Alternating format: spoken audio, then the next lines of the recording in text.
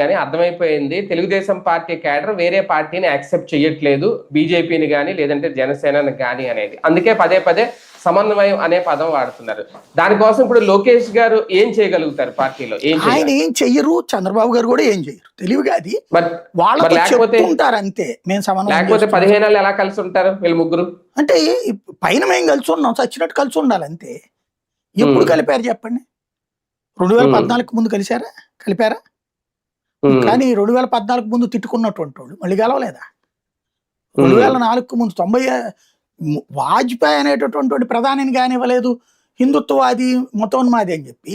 ఇదే చంద్రబాబు కదా 94లో అడ్డుపడింది, 96లో 13 రోజులు ఎందుకు కూలిపోయింది వాజ్పేయి సర్కారు?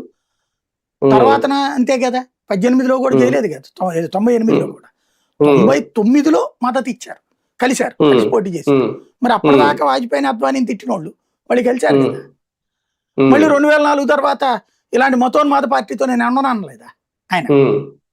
బేసిక్ గా బీజేపీ అనేది ఓట్ల కోసం వీళ్ళకి అవసరం. ఎందుకంటే బీజేపీ మధ్యతరగతి పార్టీ, అది తటస్థ ఓటర్ వాళ్ళు వీళ్ళకి అవసరం.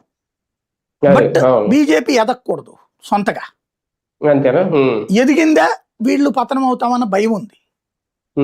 కాబట్టి ఇక్కడ వీళ్ళకి తెలుసు, కార్యకర్తకి చంద్రబాబు